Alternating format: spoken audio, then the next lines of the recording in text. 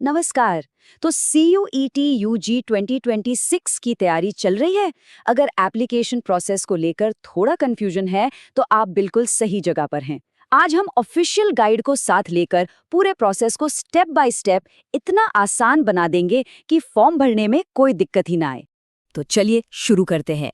देखिए, हम जो भी बात करेंगे वो सीधे नेशनल टेस्टिंग एजेंसी यानी NTA के official COET UG 2026 information bulletin पर आधारित होगी। मतलब यहाँ मिलने वाली हर एक जानकारी पूरी तरह से सटीक और भरोसेमंद है। तो आज का हमारा रोड मैप कुछ ऐसा है। सबसे पहले COT की बड़ी तस्वीर को समझेंगे, फिर एप्लीकेशन की तैयारी, उसके बाद step by step guide, fees और पेमेंट की बात, और आखिर में कुछ बहुत ज़रूरी नियम। तो चलिए पहले सेक्शन से शुरू करते हैं। CUET 2026 की बड़ी तस्वीर। आखिर ये एग्जाम है क्या? तो COET है क्या? देखिए, इसका पूरा नाम है कॉमन यूनिवर्सिटी एंट्रेंस टेस्ट। इसे NTA कंडक्ट कराता है और इसका सीधा सा मकसद है 2026-27 सेशन के लिए देश की सभी सेंट्रल यूनिवर्सिटीज और दूसरे पार्टिसिपेटिंग इंस्टीट्यूट्स में अंडर ग्रेजुएट प्रोग्राम्स में एडमिशन देना। मतलब एक एग्जाम और ढेर सारी यूनिवर्सिटीज के दरवाजे खुल जाते हैं। अब आते हैं दूसरे सेक्शन पर, एप्लीकेशन की तैयारी। यकीन मानिए, फॉर्म भरने से पहले अगर सब कुछ तैयार हो तो पूरा प्रोसेस बहुत आसान हो जाता है। तो फॉर्म भरने बैठने से पहले एक छोटी सी चेकलिस्ट बना लीजिए। क्या क्या चाहिए?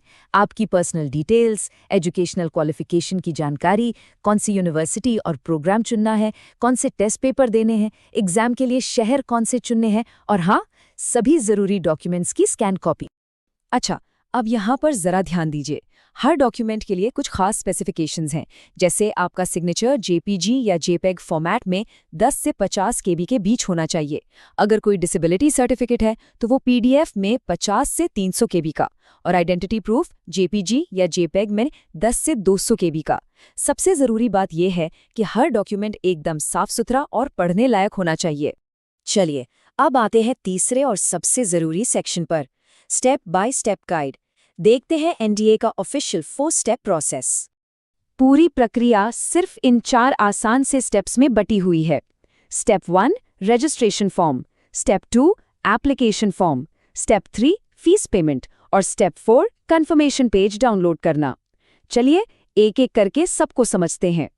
तो सबसे पहला काम है रजिस्ट्रेशन। ये स्टेप बहुत ही ज़्यादा ज़रूरी है। क्यों? क्योंकि यहीं पर आपका यूनिक एप्लीकेशन नंबर जनरेट होगा। इस नंबर को कहीं अच्छी जगह लिख कर रख लीजिए, क्योंकि आगे हर बार लॉगिन के लिए यही काम आएगा। रजिस्ट्रेशन के टाइम एक मजबूत पासवर्ड बनाना भी बहुत ज़रूरी है। नियम सीधे हैं। 8 से 13 कैरेक्टर का हो, उसमें कम से कम एक बड़ा लेटर, एक छोटा लेटर, एक नंबर और एक स्पेशल कैरेक्टर जैसे कि $, ज़रूर होना चाहिए। ऐसा पासवर्ड बनाइए जो मजबूत भी हो और याद भी रहे। ठीक है, रजिस्ट्रेशन हो गया। अब आता है दूसरा स्टेप, एप्लीकेशन फॉर्म भरना। इसमें आपको अपनी पर्सनल डिटेल्स, क्वालिफिकेशंस वगैरह भरनी है और वो सारे डॉक्यूमेंट्स अपलोड करने हैं जो हमने पहले तैयार किए थे। अब बात करते हैं चौथे सेक्शन की, फीस और पेमेंट की। ये वो स्टेप है जो आपकी एप्लीकेशन को फाइनल करता है। तो तीसरा स्टेप है फीस पेमेंट। आप नेट बैंकिंग, डेबिट या क्रेडिट कार्ड या फिर UPI किसी से भी पेमेंट कर सकते हैं। बस ये ध्यान रखिएगा कि जो भी एक्स्ट्रा सर्विस चार्ज या GST लगेगा वो कैंडिडेट को ही देना होगा। अच्छा, एक सवाल जो सबके मन में आता है, क्या होगा अगर पेमेंट फेल हो जाए या कंफर्मेशन पेज ही जनरेट ना हो? ये एक ऐसी सिचुएशन है जो किसी को भी परेशान कर सकती है। तो देखिए, NTA के नियम इस बारे में बिल्कुल क्लियर हैं। अगर पेमेंट फेल होता है तो ट्रांजैक्शन कैंसिल हो जाएगा और आपको फिर से पेमेंट करना होगा। कोई भी दिक्कत हो तो अपने बैंक से बात करें।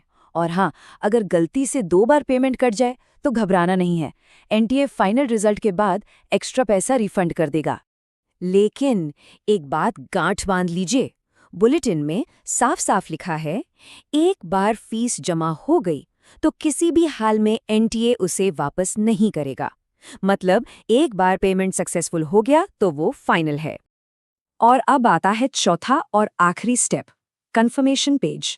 याद रखिए, आपकी एप्लीकेशन तभी पूरी मानी जाएगी जब फीस पे हो जाए और ये पेज जनरेट हो जाए। यही आपके सक्सेसफुल एप्लीकेशन का सबूत है। और अब हमारा आखिरी सेक्शन, फाइनल चेक्स और कुछ बहुत ज़रूरी नियम।